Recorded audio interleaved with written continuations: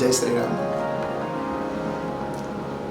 आज एक महान साधक का प्रश्न है कि क्या हम भगवान शिव का चरणामृत और प्रसाद ग्रहण कर सकते हैं या कि नहीं। मैं आपसे आग्रह करूंगा कि अवश्य ग्रहण कर सकते हैं। कई लोग शास्त्रों का प्रमाण देते हुए ऐसा कहते हैं कि भगवान शिव का चरणामृत या प्रसाद बिल्कुल भी ग्रहण नहीं करना चाहिए। क्यों माता पार्वती ने भगवान शिव को श्राप दिया था श्री रामार्चन पद्धति के अनुसार कि अगर उनका कोई प्रसाद ग्रहण करेगा तो वह कुत्ता हो जाएगा। परंतु उसी श्री रामार्चन पद्धति में यह प्रमाण भी है, श्री रामार्चन का प्रसाद ग्रहण करने वाला किसी भी श्राप से ग्रस्त या कि किसी भी महा अपराध से ग्रस्त होगा। अगर वह श्री रामार्चन का प्रसाद ग्रहण कर लेगा तो उस श्राप से मुक्ति प्राप्त हो जाएगी और श्राप उसके ऊपर प्रभाव नहीं करेंगे। भगवान शिव ने माता पार्वती के सहित उसी श्री रामार्चन महायज्ञ को किया और उसका प्रसाद स्वयं ग्रहण किया और अपने गणों को ग्रहण करवाया। श्री रामार्चन प्रसाद ग्रहण करने के बाद माता पार्वती के दिए हुए श्राप से मुक्ति प्राप्त हो जाती है। क्योंकि अगर मुक्ति प्राप्त नहीं होगी, उस श्राप से छुटकारा नहीं होगा, तो रामार्चन महायज्ञ के प्रसाद की महिमा अपने आप में क्या घट नहीं जाएगी। इसलिए शास्त्र की दृष्टि से भी देखें, महाशिव पुराण या कि अन्य पुराणों की दृष्टि से शिव महिमा आदि में देखें तो ज्योतिर्लिंगों के प्रसाद की महिमा का विशेष वर्णन है। वहाँ तो यह तक कहा गया है कि जो व्यक्ति भगवान शिव के भक्त का या भगवान शिव के प्रसाद का निरादर करता है, ऐसे प्राणी को नरक में निश्चित वास मिलता है।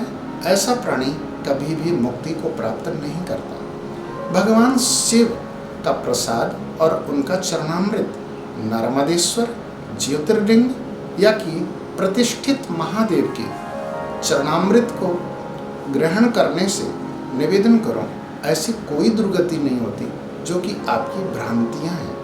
वैष्णव सिद्धांत के अनुसार कुछ वैष्णव ऐसा मानते हैं कि हम भगवान शालिग्राम जी का ही चरणामृत लें, उनके प्रसाद को ग्रहण करें। निश्चित ही भगवान श्री शालिग्राम श्री हरि उनके चरणामृत को लेने के बाद मुक्ति को प्राप्त करता है, वैकुंठ को प्राप्त करता है, श्री हरि की साक्षात कृपा होती है।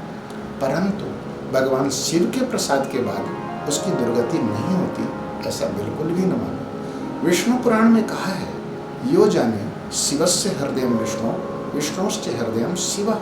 शिव और विष्णु में कोई भी भेद नहीं है, विष्णु ही शिव है और शिव ही विष्णु है।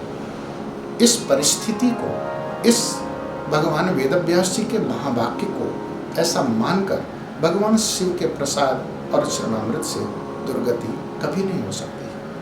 अगर मैं इस बात को भी हम स्वीकार करें कि भगवान शिव के चरणामृत और प्रसाद से हम कुत्ते हो जाएंगे, हमारी दुर्गति हो जाएंगी, तो मैं तो इस कुत्ते होने को भी सर्वश्रेष्ठ कहूँगा कि अगर भगवान शिव के प्रसाद से वह कुत्ता होता है तो इससे बड़े सौभाग्य की बात क्या होगी, क्योंकि वह भगवान शिव का ही कुत्ता होगा।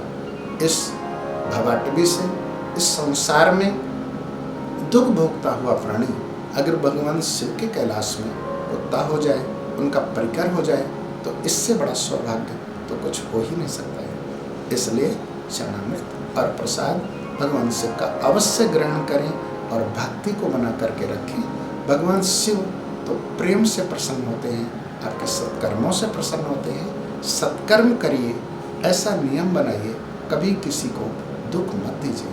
भगवान शिव तो वो हैं जिन्होंने सिंह, बैल, चूहे इनको एक साथ रखकर एक लंबी मिसाल, एक लंबी समानता का परिचय दिया है। इस संसार में भगवान शिव ने वो किया जो कोई नहीं कर पाया। सर्प को रखते हैं, बिच्छुओं को रखते हैं, बैल को भी रखते हैं, चूहे को भी रखते हैं, सिंह को भी रखते हैं, बैल को भी रखते हैं, मोर और सर्प को एक साथ में बैठाते हैं। भगवान शिव से बड़ा समानता का संदेश देने वाला इस दुनिया में और कौन होगा। इसीलिए दुनिया में जितने भी हैं सब देव हैं, लेकिन भगवान शिव स्वयं महादेव हैं। महादेव का होने के कारण निवेदन करो, वह सर्वपूज्य हैं। ये तो वो हैं जिनकी पूजा भगवान श्री राम ने किया, ये वो हैं जिनकी पूजा भगवान श्री कृष्ण ने किया, ये वो हैं जिनकी पूजा स्वयं भगवान ब्रह्मा और विष्णु करते हैं, ये वो हैं जिनका पूजन करने के बाद भगवान श्री राम, भगवान श्री कृष्ण, भगवान श्री नारायण की भक्ति प्राप्त होती है। श्रीमद् भागवत महापुराण में स्पष्ट शब्दों में लिखा हुआ है कि भगवान शिव ही इस संसार में सबसे बड़े वैष्णव हैं।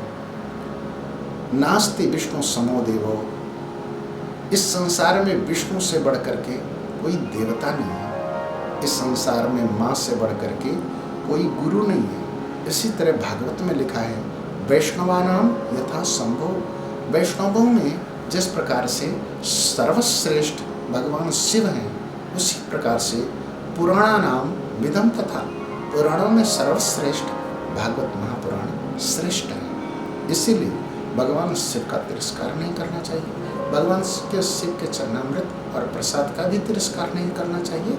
अगर हम ऐसा करते हैं तो हमें भगवान की भक्ति प्राप्त होती है। श्री रामचरितमानस में भगवान विष्णु कहते हैं, जहीं पर कृपा न करहि पुरारी, सो न पाव मुनि भक्ति हमारी।